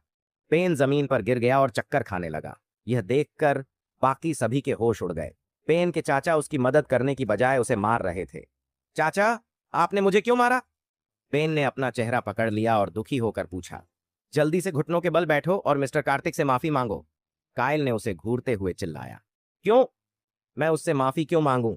ये आदमी तो मुझे धमका रहा था और जाने नहीं दे रहा था। बेन ने गुस्से में चिल्लाया। मैंने कहा, घुटनों के बल बैठो और माफी मांगो। क्या तुम बहरे हो? कायल की आवाज सख्त हो गई। कायल को अब सिचुएशन पूरी तरह समझ में आ चुकी थी। बेन ने गलती से कार्तिक को प्रोवोक कर दिया था, इसलिए उसने कायल को बुलाया, यह सोचे बिना कि वह खुद मुसीबत मोल ले रहा है। अगर बेन ने किसी और को नाराज किया होता तो कायल उसका सपोर्ट कर देता, लेकिन यहां मामला दूसरा था। कार्तिक एम्पायर वर्ल्ड कॉरपोरेशन के मालिक थे और उनकी संपत्ति ट्रिलियंस में थी। थॉमस ओमकार जैसे पावरफुल लोग भी उनके सामने झुकते थे। कायल जैसे मामूली इंसान की तो बात ही क्या। चाचा, बेन ने अभी भी हिचकिचाते हुए कहा। मैंने कहा, माफी मांगो। कायल ने उसकी तरफ गुस्से से देखा। बेन खड़ा रहा और हिचकिचाया। उसने कायल को पहले कभी इतना गुस्से में नहीं देखा था। कायल की प्रतिक्रिया का मतलब साफ था। कार्तिक ऐसा इंसान नहीं था जिसे कोई कैजुअली प्रोवोक कर सके। थोड़ी हिचकिचाहट के बाद बेन ने आखिरकार घुटनों के बल बैठकर कार्तिक से माफी मांगी। जब नताशा ने बेन को कार्तिक के सामने झुकते देखा तो वह शॉक में रह गई। उसे ऐसा लगा कि उसकी आखिरी उम्मीद भी टूट गई है। पहले नताशा का प्लान था कि बेन के फैमिली इन्फ्लुएंस का यूज करके कार्तिक को सबक सिखाए और शोरूम में अपनी रेप्यूटेशन वापस बनाए, लेकिन यह सब उल्टा हो गया। बेन के चाचा के आने के बाद उन्होंने बेन की मदद करने के बजाय उसे कार्तिक के सामने घुटने टेकने को मजबूर कर दिया। अब नताशा अपने आप पर गुस्सा हो रही थी। उसने पहले ही विला के लिए 50 मिलियन खर्च करने वाले कार्तिक को गलत समझा था। जब उसने सुना कि कार्तिक को अंजलि और दूसरों ने इंसल्ट किया है तो उसे गिल्ट हुआ। अब जब उसने बेन को कार्तिक के सामने झुकते देखा तो उसका रिग्रेट और भी बढ़ गया। अगर मैंने कल कार्तिक को इंसल्ट न किया होता और उसे फेसबुक पर ऐड कर लिया होता तो शायद मैं उसकी गर्लफ्रेंड बन सकती थी, नताशा सोच रही थी। लेकिन अफसोस, रिग्रेट के लिए कोई दवा नहीं होती। मिस्टर कार्तिक, मुझे बहुत खेद है। आज जो भी हुआ वो मेरी गलती है, बेन ने टीथ ग्राइंड करते हुए कहा। कार्तिक ने बेन को एक कोल्ड नजर से देखा, लेकिन कुछ नहीं कहा। जो लोग ये सब देख रहे थे उनकी सांसें थम गईं। हर कोई कंफ्यूज और शॉक में था। अब उन्हें साफ हो गया था कि कार्तिक कोई साधारण रिच बॉय नहीं था, वो इन्फ्लुएंशियल भी था। वरना कायल जैसा पावरफुल इंसान इतना रिस्पेक्टफुल और डरपोक क्यों होता? नताशा और दूसरे लोग समझ गए थे कि उन्होंने किसी ऐसे इंसान से पंगा लिया है जिससे बचना चाहिए था। नताशा को अपनी हरकतें अब सिली लग रही थीं।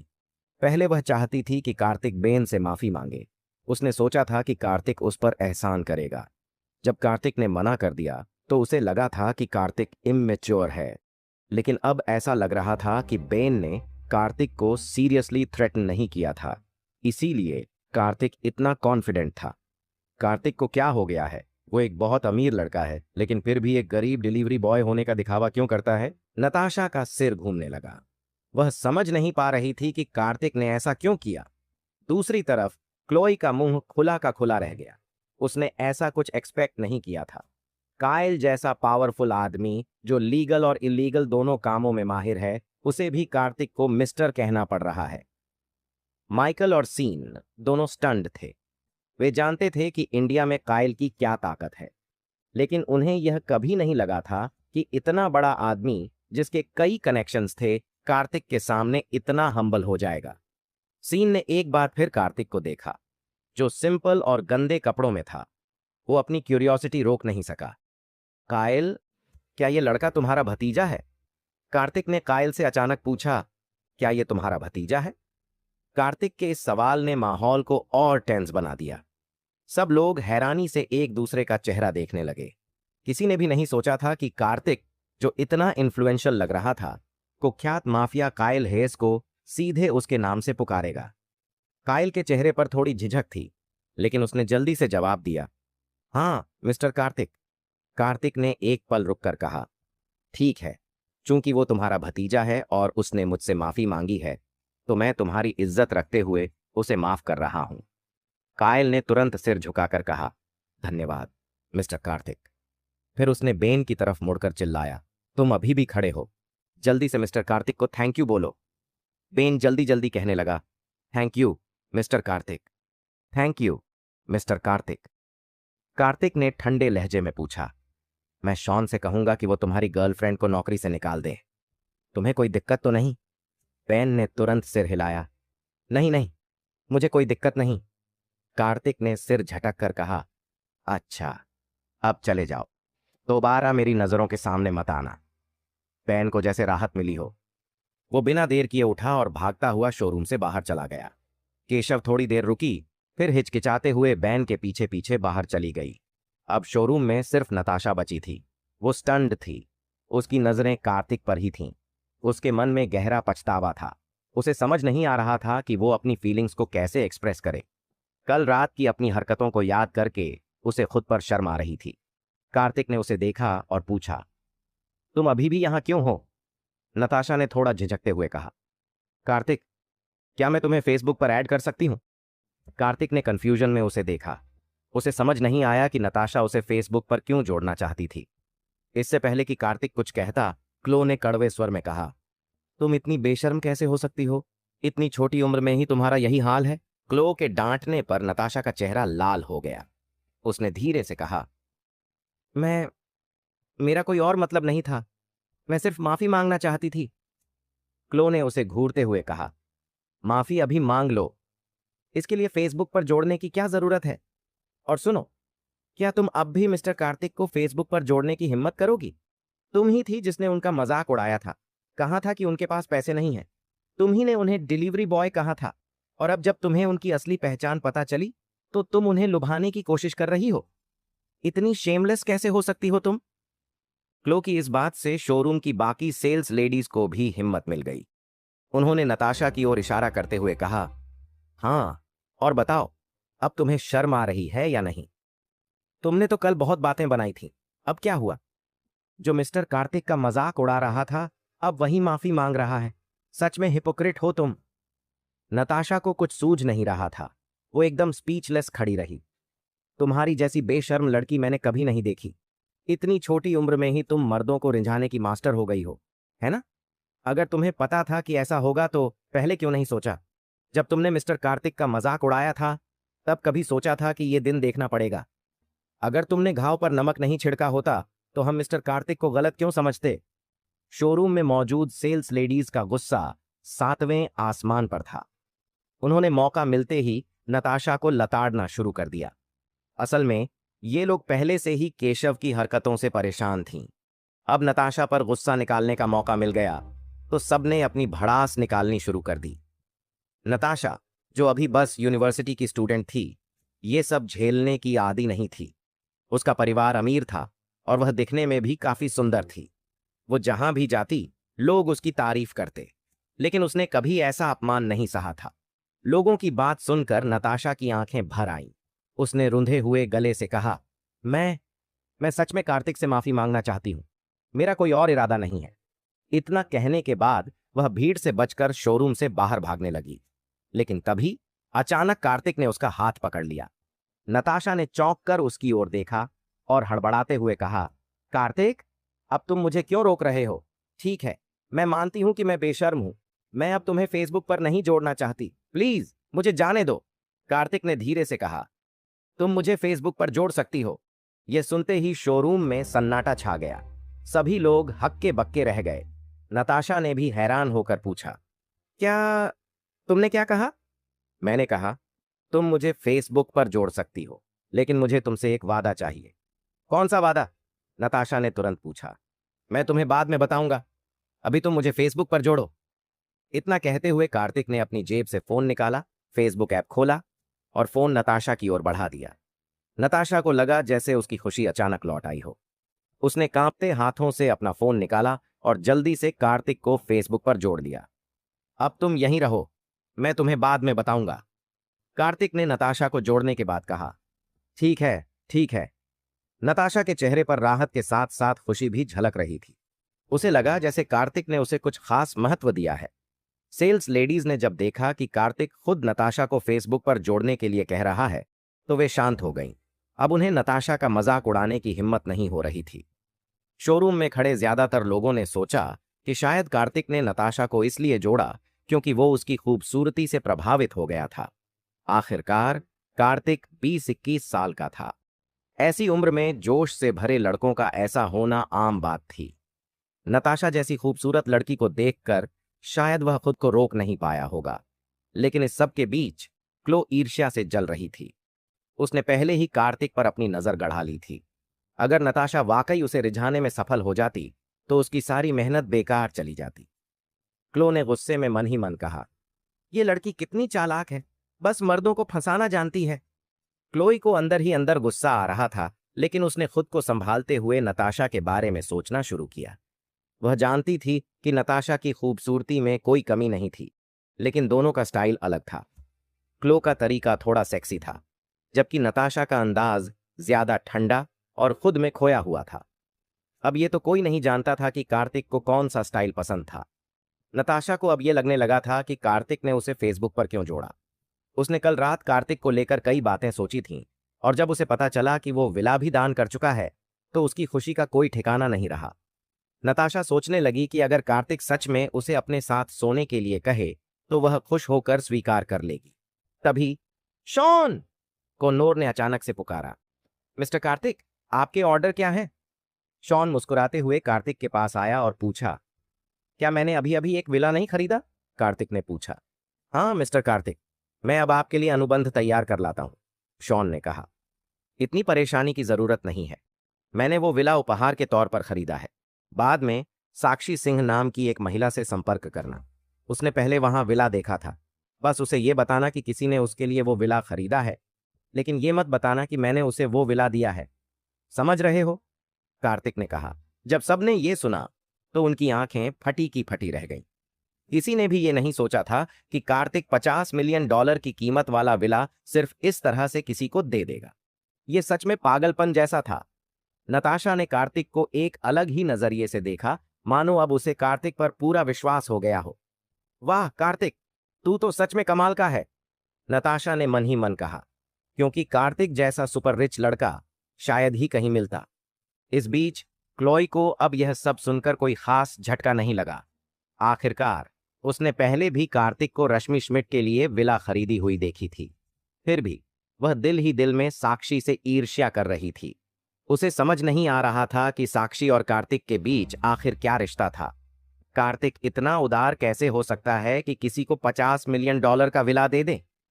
साक्षी इस वक्त अपने घर लौट चुकी थी, लेकिन उसे नहीं पता था कि कार्तिक ने पहले ही विला खरीद लिया था और उसे दे भी चुका था। साक्षी अभी भी पैसे के बारे में चिंतित थी। मिस्टर कार्तिक, मैं समझ गया। थोड़ी देर में मिस फिलिप से संपर्क करूंगा, शॉन ने फौरन कहा। ठीक है, कार्तिक ने हल्के से सिर हिलाया। फिर उसने कहा, और हाँ, उस हवेली का भी अनुबंध तैयार कर लो। तुम माइकल से पैसे के बारे में बात कर सकते हो। हम दोनों के अनुबंध पर साइन करने के बाद मैं उसे तुम्हारी कंपनी के खाते में पैसे ट्रांसफर करने के लिए कहूंगा। हाँ मिस्टर कार्तिक, माइकल ने सिर हिलाया और कुछ नहीं बोला। जब सभी को यह पता चला कि कार्तिक हवेली खरीदने वाला है, तो सब हैरान रह गए। यह हवेली इंडिया में सबसे महंगी विला मानी जाती थी, जिसकी कीमत $200 मिलियन थी। लेकिन किससे उम्मीद थी कि $200 मिलियन की यह हवेली एक ऐसा आदमी खरीदेगा जो देखने में तो कुछ खास नहीं लग रहा था। इसके अलावा कार्तिक ने उस हवेली को बिल्कुल ऐसे खरीदा जैसे किसी ने दुकान से सामान लिया हो। उसने हवेली के बारे में ज्यादा कुछ नहीं पूछा और बिना सोचे समझे बस खरीद लिया। सब लोग बहुत हैरान थे। सीन को जब ये पता चला कि कार्तिक हवेली खरीदना चाहता है तो उसने जरा भी लापरवाही नहीं की। उसने फौरन कुछ लोगों से अनुबंध तैयार करने को कहा। 20 मिनट बाद कार्तिक और सीन ने खरीद अनुबंध पर साइन कर दिए। सीन ने चाबी कार्तिक को दी और मुस्कुराते हुए कहा, कार्तिक, हवेली बहुत अच्छी तरह से सजी हुई है, आप कभी भी वहां जा सकते हैं। क्या आप अभी जाकर देखना चाहते हैं? यह तो बस एक विला है, इसमें देखने के लिए क्या है? शायद किसी और दिन, कार्तिक ने जवाब दिया। चाबी ली और जाने वाला था। कार्तिक, तुम क्यों नहीं जाकर देखते? मैंने कभी इतनी आलीशान हवेली नहीं देखी, नताशा ने अचानक कार्तिक से कहा। जब कार्तिक ने यह सुना तो उसने मुड़कर नताशा की ओर देखा और कहा, ठीक है, अगर तुम देखना चाहती हो तो चलो हम भी जाकर देखते हैं। कार्तिक की यह बात सुनकर नताशा का दिल खुशी से झूम उठा। उसे यकीन हो गया कि कार्तिक को उसमें दिलचस्पी है। नताशा ने अनजाने में अपना स्थान बदला और जानबूझकर कार्तिक के करीब खड़ी हो गई। वह सचमुच मोहिनी है। जब क्लो ने नताशा की ये हरकतें देखीं तो उसने खुद से बुदबुदाया। उसने पहले से ही सब कुछ प्लान कर रखा था, लेकिन अब वो उम्मीद नहीं कर रही थी कि नताशा सामने आ जाएगी। क्या नताशा जानबूझकर कार्तिक को बहकाने की उसकी योजना को तोड़ने के लिए ऐसा कर रही थी? मिस्टर कार्तिक, कृपया इस तरफ आइए। सीन ने ज्यादा नहीं सोचा। उसे खुशी थी कि कार्तिक हवेली खरीदने जा रहा था। आखिरकार जब तक हवेली बिकेगी उसे अच्छा खासा कमीशन मिलेगा। ठीक है, कार्तिक ने सिर हिलाया और सीन के पीछे शोरूम से बाहर चला गया। सभी लोग जल्दी से कार्तिक के पीछे शोरूम से बाहर चले गए। 10 मिनट बाद वे सब एवरग्रैंड रियल एस्टेट के माउंटेन व्यू विला की ओर बढ़े।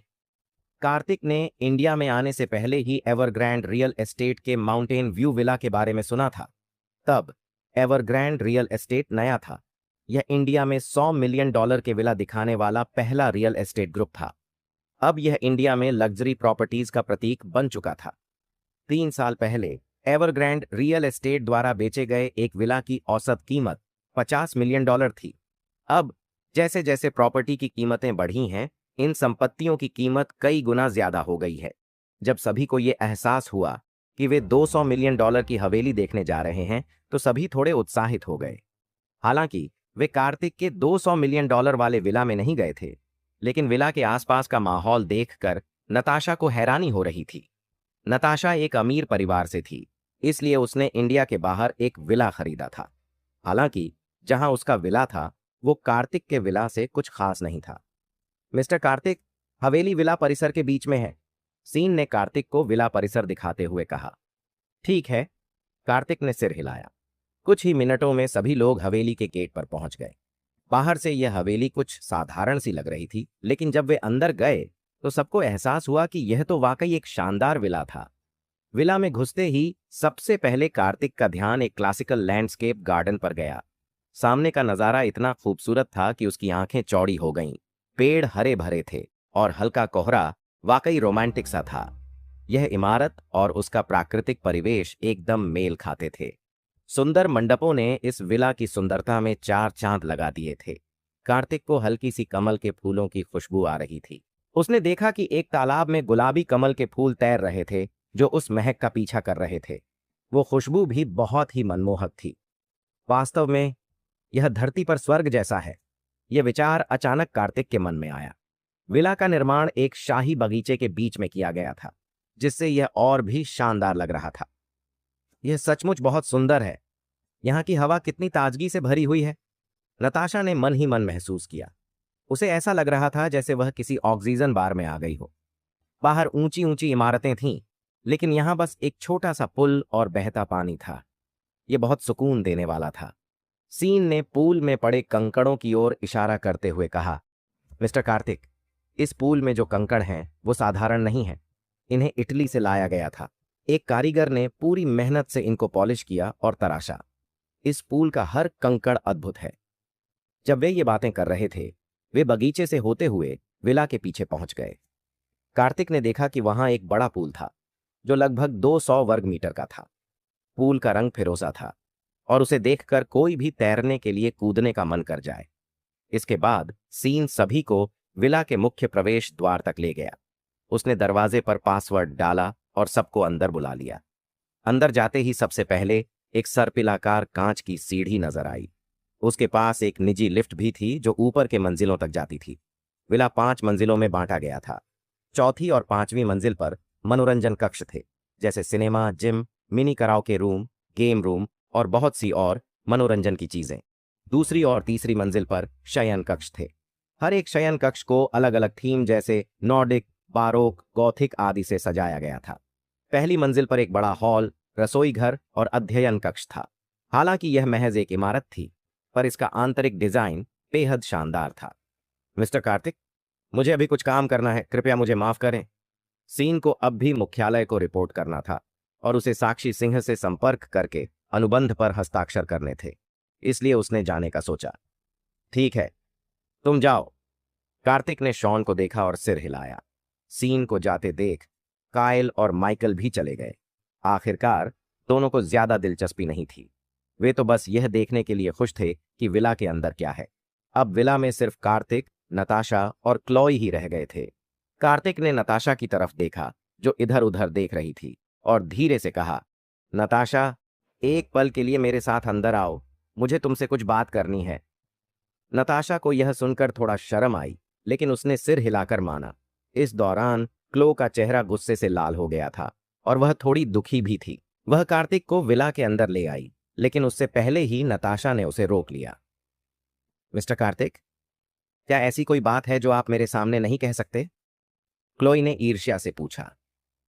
जो मैंने कार्तिक से कहा, उससे आपको क्या मतलब? नताशा ने क्लो को चुनौतीपूर्ण तरीके से जवाब दिया। फिर वह कार्तिक के पीछे पीछे दूसरी मंजिल पर चली गई। जब वे दूसरी मंजिल पर पहुंचे तो कार्तिक ने आराम से एक बेडरूम का दरवाजा खोला और नताशा के साथ अंदर चला गया। कमरे में घुसते ही कार्तिक थोड़ी देर के लिए हैरान रह गया। कमरे को रोमांटिक तरीके से सजाया गया था। एक बड़ा लाल गोल बिस्तर, हल्की रोशनी और कुछ चाबुक जैसी चीजें रखी हुई थीं। यह साफ था कि यह कमरा खास जोड़ों के लिए तैयार किया गया था। कार्तिक को यह समझ नहीं आया कि इतना आलीशान विला होने के बावजूद यहां ऐसा कमरा क्यों था। जब नताशा ने कमरे को देखा तो उसका चेहरा तुरंत लाल हो गया और उसकी सांसें तेज हो गईं।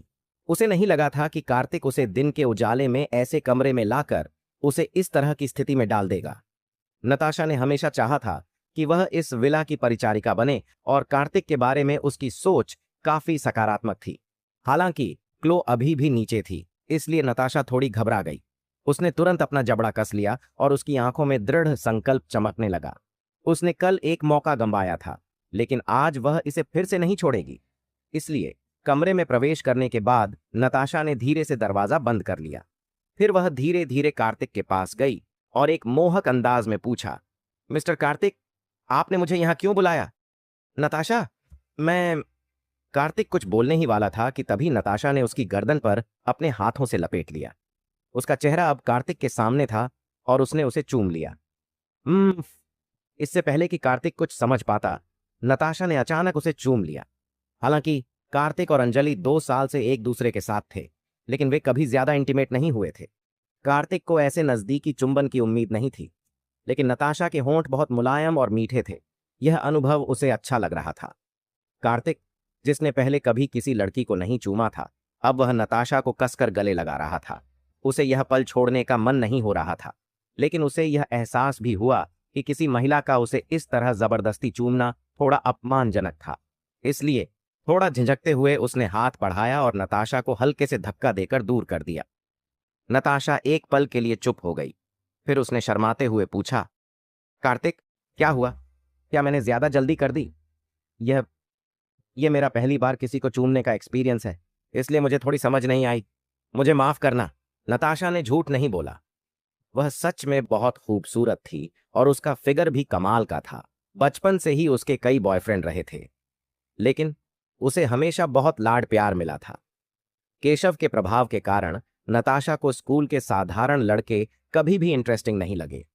उसे अपने बॉयफ्रेंड से बहुत ज्यादा उम्मीदें थीं, चाहे वो शारीरिक बनावट हो, लुक्स हो या फिर उनका पारिवारिक बैकग्राउंड। उसकी स्टैंडर्ड बहुत हाई थी।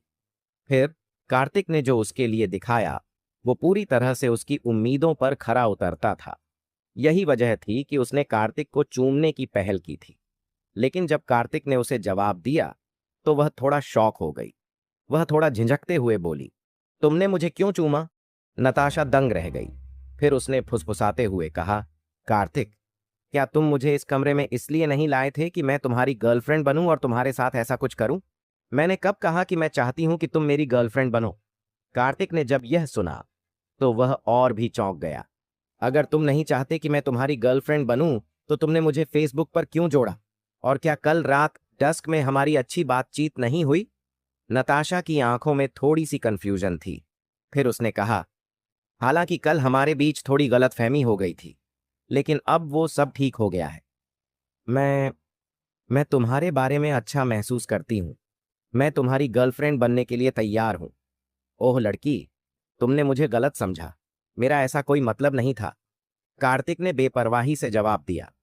फिर उसने आगे कहा, मुझे कल तुमसे बात करने में मजा आया, इसलिए मैंने तुम्हें फेसबुक पर जोड़ा था क्योंकि मैं चाहता था कि हम मिलते रहें। लेकिन कल रात के बाद मुझे लगता है कि हम दोनों के बीच मैच नहीं है। तुम उस तरह की गर्लफ्रेंड नहीं हो जैसी मुझे चाहिए। नताशा को ऐसा लगा जैसे उसके ऊपर बिजली गिर पड़ी हो। वह हमेशा से ही घमंडी और एटीट्यूड वाली रही थी। कई लड़के उसके पीछे पड़े थे, लेकिन उसने हमेशा सबको नकारा था। उसे लगता था कि वो सब उसके लिए कभी भी काफी नहीं थे।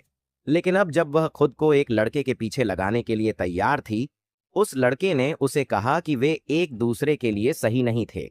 नताशा इसे आसानी से नहीं ले सकी। कार्तिक, क्या मैं इतनी सुंदर नहीं हूं? क्या मेरा शरीर इतना हॉट नहीं है? क्या तुम नहीं जानते कि कितने लड़के मेरे पीछे पड़े हैं? तुम मुझे क्यों नहीं पसंद करते?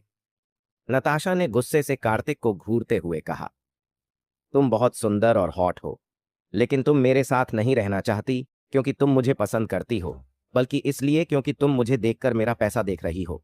मैं तुम्हारे जैसे गोल्ड डिगर्स के साथ नहीं रह सकता। कार्तिक ने ठंडे स्वर में कहा, अगर तुम मेरे साथ नहीं रहना चाहती तो तुमने मुझे फेसबुक पर क्यों जोड़ा? तुम मुझे इस कमरे में क्यों लाई हो? नताशा ने गुस्से से कार्तिक को देखा और पूछा, मैं तुम्हें यहां सिर्फ यह बताने के लिए लाया था कि तुम मेरी पहचान को दूसरों से शेयर मत करना।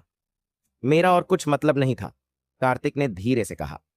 तो जब तुमने मुझे फेसबुक पर जोड़ा और मुझसे कुछ वादा करने को कहा, तो क्या तुम चाहते थे कि मैं तुम्हारे साथ सोऊं? या फिर बस ये वादा करना था कि मैं तुम्हारी पहचान उजागर नहीं करूंगी? क्या यही था? नताशा को अब समझ आ गया था। उसकी आंखों में आंसू थे और उसने फुसफुसाते हुए कहा, यह सही है? कार्तिक ने सिर हिलाया। नताशा ने उसे दयनीय नजरों से देखा। अगर मैं कल रात अंजलि और बाकी लोगों के साथ तुम्हारा मजाक नहीं उड़ाती, और अगर मैंने आज लोगों के सामने तुम्हारी पहचान नहीं खोली होती, तो क्या तुम मेरे साथ रहना चाहते? नताशा चुप रही। फिर उसने अपना जबड़ा कसते हुए पूछा, शायद।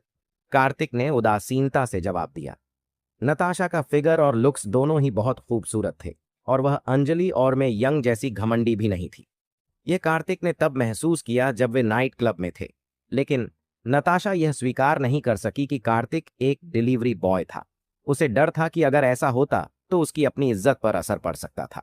इसलिए कार्तिक को लगता था कि अगर कल की घटना न हुई होती तो शायद वह नताशा के साथ रहने पर विचार करता।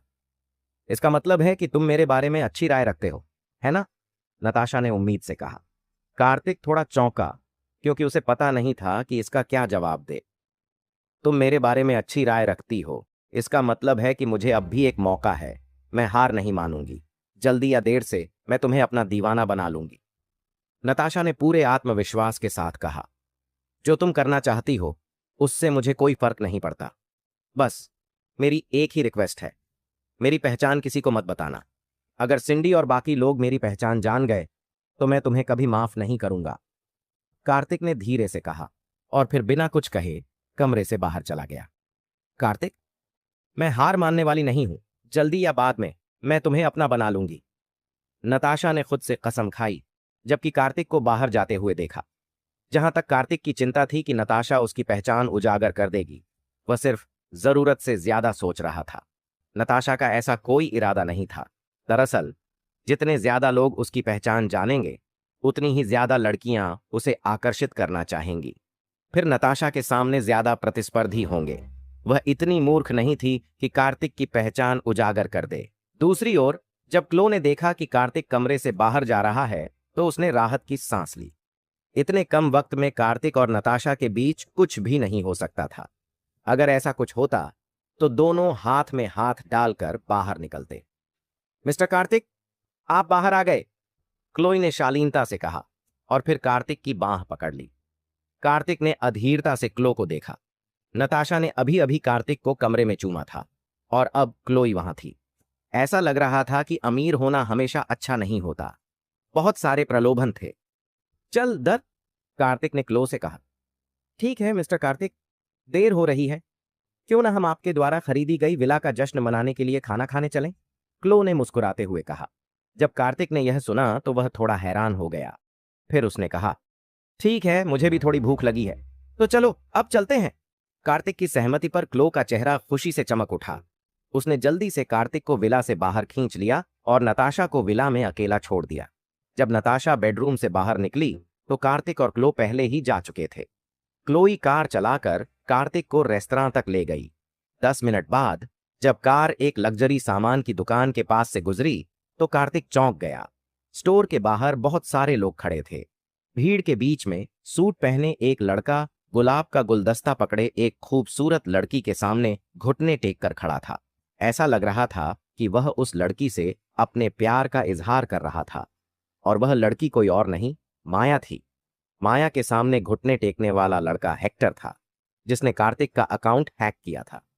कार्तिक कार में बैठा हेक्टर को घूर रहा था, जो माया के सामने घुटने पर बैठा था। उसे बहुत असहज महसूस हो रहा था और उसकी सांसें तेज हो गई थीं। मिस्टर कार्तिक, क्या आप ठीक हैं? क्लोई ने कार्तिक में कुछ गड़बड़ महसूस की और पूछा, क्या तुम ठीक हो? मैं ठीक हूं, कार्तिक ने धीरे से अपना सिर हिलाया। उसने माया के पिछले कुछ दिनों के व्यवहार और माया द्वारा कहे गए शब्दों के बारे में सोचा और उसके दिल में ठंडक महसूस हुई।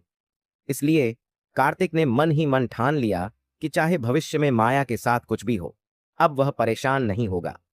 वैसे भी वह और माया बस सामान्य लोग थे। भले ही हेक्टर ने माया को धोखा दिया हो, इससे उसे कोई फर्क नहीं पड़ता था। हालांकि जैसे ही क्लोई स्टोर के पास से गुजरने वाली थी, कार्तिक ने उसे कार रोकने के लिए कहा। क्लो ने जल्दी से ब्रेक लगाया और कार्तिक की तरफ देखा। उसने हैरान होकर पूछा, मिस्टर कार्तिक, क्या आपको कुछ चाहिए? हाँ, मैं जाकर इसका ध्यान रखूंगा, 1 मिनट में वापस आता हूं, कार्तिक ने धीमे से कहा। फिर उसने कार का दरवाजा खोला और माया और हेक्टर की ओर बढ़ गया। क्लोई एक पल के लिए हिचकिचाई, फिर वह भी उसके पीछे चल दी। विलासिता के सामान की दुकान के प्रवेश द्वार पर हेक्टर ने 99 गुलाबों का गुलदस्ता पकड़ा और घुटने पर बैठ गया। माया ने चौंकते हुए हेक्टर की ओर देखा, क्योंकि उसने कभी नहीं सोचा था कि हेक्टर यहां उसके सामने अपनी गलती स्वीकार करेगा। माया, मैं तुम्हें पहले दिन से ही पसंद करता हूं, जब से मैं तुमसे मिला था। मैं कसम खाता हूं कि जब तक तुम मेरे साथ हो, मैं तुम्हारे साथ अच्छा व्यवहार करूंगा। मैं तुमसे विनती करता हूं, मुझे अस्वीकार मत करो, मेरे साथ रहो, हेक्टर ने माया से ईमानदारी से कहा। इस समय माया काफी कंफ्यूज थी, क्योंकि उसे यह नहीं पता था कि वह हेक्टर को पसंद करती है या नहीं, और क्या उसे उसके कबूलनामे का जवाब हाँ में देना चाहिए या नहीं। आखिरकार हेक्टर ने लाइव स्ट्रीम में उसकी मदद की थी और उसके बाद तन्मय नोल्स के साथ उसकी समस्या को भी हल किया था। तो माया को हेक्टर के बारे में कुछ अच्छा महसूस हो रहा था, लेकिन वह यह नहीं जानती थी कि वह जो महसूस कर रही थी वह प्यार था या सिर्फ मोह। माया, मुझे पता है कि तुम इस समय बहुत उलझन में हो। हम एक दूसरे को बहुत कम समय से जानते हैं। शायद तुम मुझे अच्छे से नहीं जानती, लेकिन मैं तुम्हें सच में बहुत पसंद करता हूं। अगर तुम मुझे एक मौका दोगी तो हम डेटिंग शुरू कर सकते हैं और एक दूसरे को अच्छे से जान सकते हैं। हेक्टर ने इस बार पूरी कोशिश की थी। जब उसने देखा कि माया हिचकिचा रही है तो वह और भी भावुक होकर बोला, हेक्टर, मैं, माया ने कहा, लेकिन वह नहीं जान पाई कि क्या जवाब दे। हाँ बोल, हाँ बोल। इसी दौरान 2 लड़के अचानक लग्जरी सामान की दुकान के दरवाजे से बाहर आए और जोर से चिल्लाए। लोगों में जोश आ गया और सब शोर मचाने लगे। माया भी इसका असर महसूस कर रही थी और अब वह हेक्टर के डेटिंग और एक दूसरे को जानने के सुझाव पर सहमत होने के लिए तैयार हो गई। हेक्टर, ये, माया ने थोड़ी झिझकते हुए कहा और हां बोलने वाली थी, लेकिन उससे पहले कोई तेजी से दौड़ा और हेक्टर के हाथ से गुलदस्ता छीन लिया।